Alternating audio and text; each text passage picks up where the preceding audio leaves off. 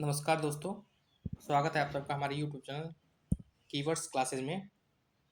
कल हम लोगों ने देखा था भारतीय संविधान के हिस्टोरिकल बैकग्राउंड के बारे में। और उसके बाद हम लोग का अगला क्लास है भारतीय संविधान के निर्माण की प्रक्रिया देखेंगे और संविधान की बनाने की मांग कब कब उठी और किस प्रकार अंततः जाके हमारा संविधान का निर्माण हुआ।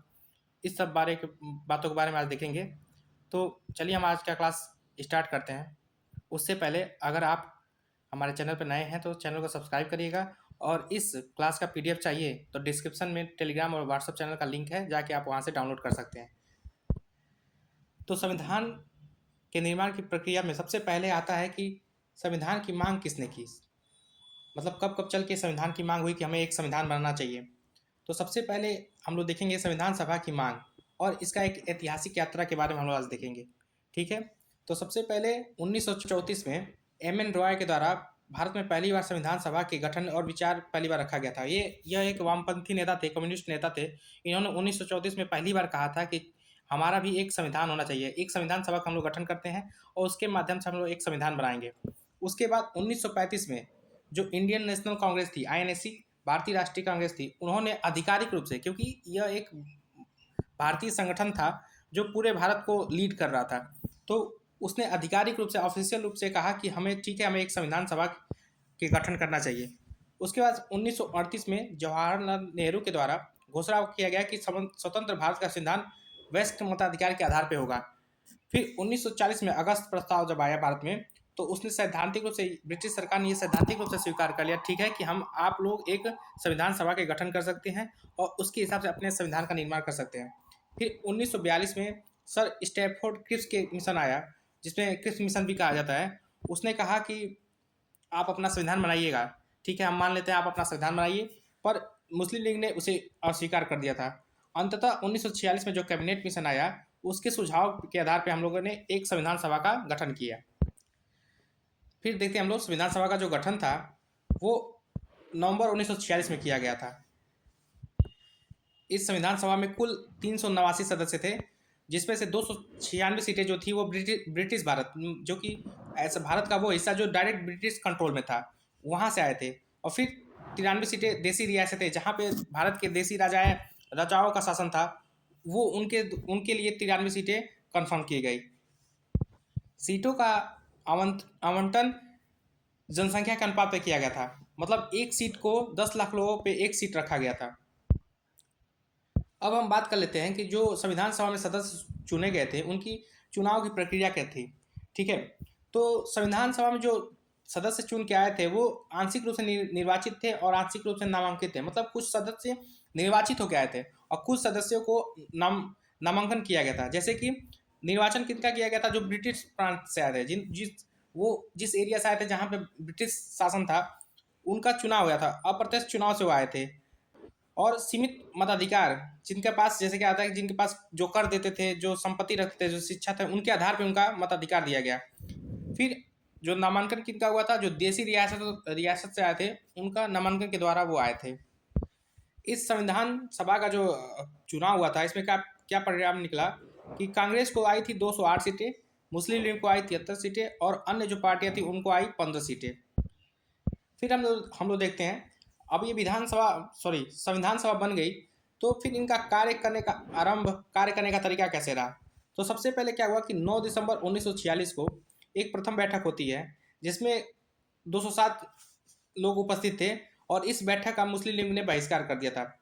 और 9 दिसंबर 1946 को जो बैठक हुई थी, उसमें डॉक्टर सत्यनारायण सिन्हा को अस्थायी अध्यक्ष के रूप में चुनाव किया गया। फिर दूसरी बैठक हुई हमारी 11 दिसंबर 1946 को, जिसमें अस्थायी रूप से डॉक्टर राजेंद्र प्रसाद को अध्यक्ष चुना गया और उपाध्यक्ष के रूप में एस सी मुखर्जी और वी टी कृष्णाचारी को रखा गया था। फिर एक नोट करने बात ये भी है कि इसमें 15 महिलाओं सदस्यों ने संविधान सभा में भाग लिया था। फिर हम बात कर लेते हैं उद्देश्य प्रस्ताव की। ठीक है, तो उद्देश्य प्रस्ताव को जवाहरलाल नेहरू के द्वारा रखा गया था। सबसे पहले उन्होंने क्या किया, 13 दिसंबर 1946 को जवाहरलाल नेहरू के द्वारा इसे संविधान सभा में रखा गया और जो कि 22 जनवरी 1947 को एक्सेप्ट कर लिया गया। ठीक है, तो इसमें उद्देश्य प्रस्ताव में कुछ निम्नलिखित बातें थी, जैसे कि भारत एक स्वतंत्र संप्रभु गणराज्य होगा, शक्तियों का स्रोत भारत की जनता के अंदर निहित होगी। न्याय दिया जाएगा, कौन कौन सा न्याय दिया जाएगा? सामाजिक, आर्थिक, राजनीतिक न्याय दिया जाएगा। स्वतंत्रता की बात की गई, जैसे कि विचार की स्वतंत्रता, अभिव्यक्ति की स्वतंत्रता, धर्म की स्वतंत्रता, उपासना की स्वतंत्रता इत्यादि के बारे में बात की गई। समानता की बात कही गई। अल्पसंख्यक जो थे उस समय, चाहे इस समय, उनकी स्वतंत्रता की मतलब सुरक्षा की बात की गई। ठीक है, यही प्रस्ताव आगे चल के क्या हुआ, भारत के संविधान में प्रस्तावना या प्रियम्बल के आधार का एक रूप ले लिया। फिर उसके बाद हमारा भारतीय संविधान अधिनियम 1947 आता है, जो कि संविधान पे इसने अपना भी प्रभाव डाला।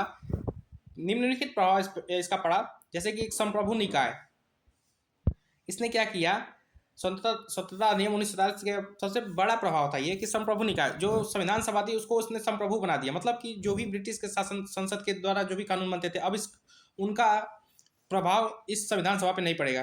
फिर विधायी निकाय बना दिया गया। दो कार्य दिए गए इनको, संविधान बनाना और देश के लिए कानून बनाना।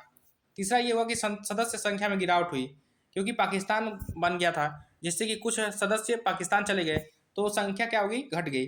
389 से घट के 299 तक रह गई।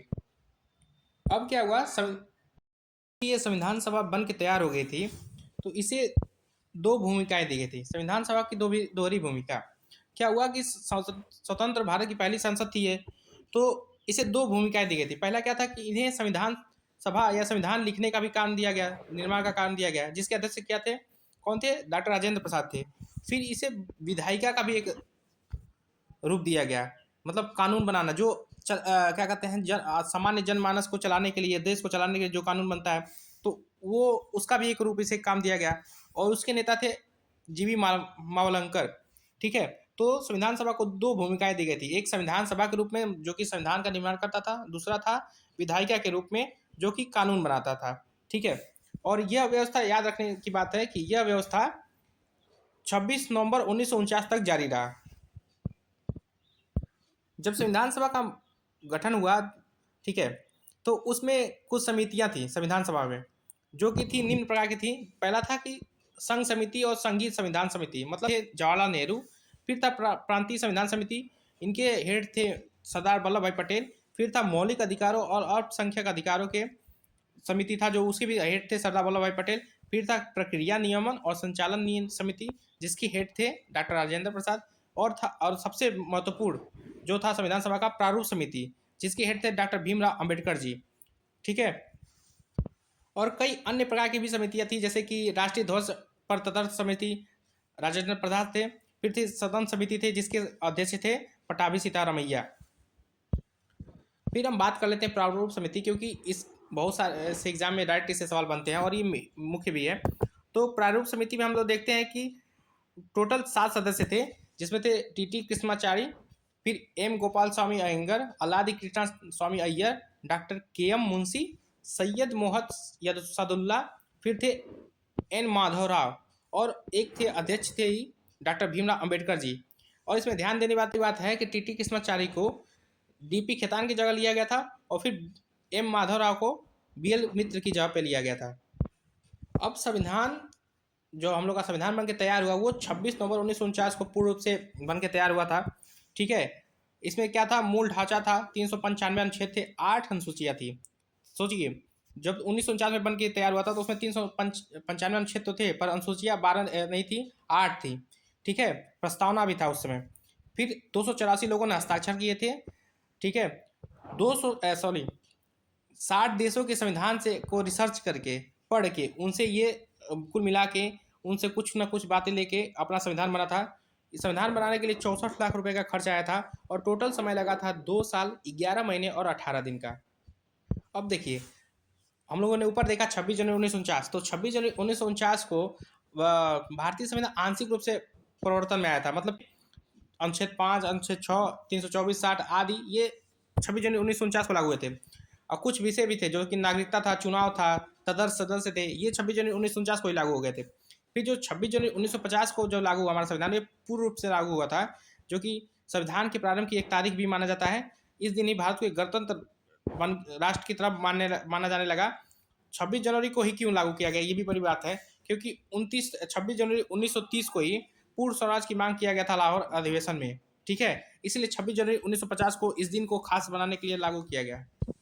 अब देखिए, संविधान सभा का कुछ बातों को लेकर आलोचना भी की जाती है। पहला था कि प्रतिनिधि निकाय नहीं, मतलब कि वैश्य मताधिकार का अभाव था। जब इसमें कि अभी मैंने ऊपर बताया था वो कि कर के आधार पे, शिक्षा के आधार पे भी वोट देने का अधिकार था, जो चुन के आए थे सदस्य। ठीक है, फिर दिया है कि संप्रभुता का अभाव, संप्रभुता का अभाव मतलब कि ये ब्रिटिश प्रस्ताव के आधार पर आधारित था। और अगला था समय की बर्बादी। यूएसए कहा जाता है कि यूएसए का संविधान 4 महीने में ही बना था, जबकि हमारे देखिए आप लोगों ने देखा लगभग 2 साल से ऊपर का समय लग गया। फिर कहा जाता है कि कांग्रेस का प्रभुत्व था इस संविधान सभा में। कहते हैं लोग कि संविधान सभा में अधिकतर जो सदस्य थे वो कांग्रेस से आते थे। ठीक है, तो इसे एक कांग्रेस का ही संगठन माना जाता था। फिर अगला था वकीलों और राजनीतिज्ञों का प्रभुत्व, क्योंकि जो संविधान सभा में जो व्यक्ति थे वो अधिकतर वकील थे, अधिकतर राजनीति से आते थे। आम जनता की इसमें भागीदारी बहुत कम थी। और एक आलोचना ये भी की जाती है कि हिंदुओं का प्रभुत्व था, जैसे कि विंस्टन चर्चिल करके एक जो पीएम हुए यूके के, उन्होंने इसी बात पे आधार पर आलोचना की कि इसमें बस हिंदुओं का प्रभुत्व ज़्यादा था। संविधान सभा के बारे में कुछ महत्वपूर्ण तथ्य के बारे में हम लोग देख लेते हैं। पहले तो प्रतीक था हाथी का। उसके बाद संविधान सभा के संवैधानिक सलाहकार थे BN राव। ठीक है, संविधान सभा को लिखने का कार्य किया था प्रेम बिहारी नारायण रायजादा ने। ठीक है, जो उसमें कलाकारी थी उसका कलाकार थे नंदलाल बोस और राम मनोहर सिन्हा। और हिंदी सुलेखन में लिखन में किया गया था। और संविधान सभा के जनक के रूप में हम लोग देखते हैं डॉक्टर BR अम्बेडकर को। फिर हम लोग देखते हैं कि मूल संविधान में हिंदी पाठ का प्रावधान नहीं था। 58वें संविधान संशोधन द्वारा 1987 में इसे जोड़ा गया और नया अनुच्छेद 394A भाग 22 में इसे नए अनुच्छेद के रूप में जोड़ा गया। राष्ट्रपति हिंदी अनुवाद प्रकाशित करेंगे। हिंदी अनुवाद का वही विधिक अर्थ होगा जो अंग्रेजी का है। मतलब कहा गया है कि जो अंग्रेजी में है उसी को हिंदी में अनुवाद करके दिया जाएगा। 26 नवंबर संविधान दिवस के रूप में मनाया जाता है, जो कि 2015 से स्टार्ट हुआ। ठीक है, हमारा ये क्लास आज यहीं ख़त्म होता है। अगर आपको ये वीडियो अच्छी लगी हो तो लाइक शेयर सब्सक्राइब जरूर करिए। धन्यवाद।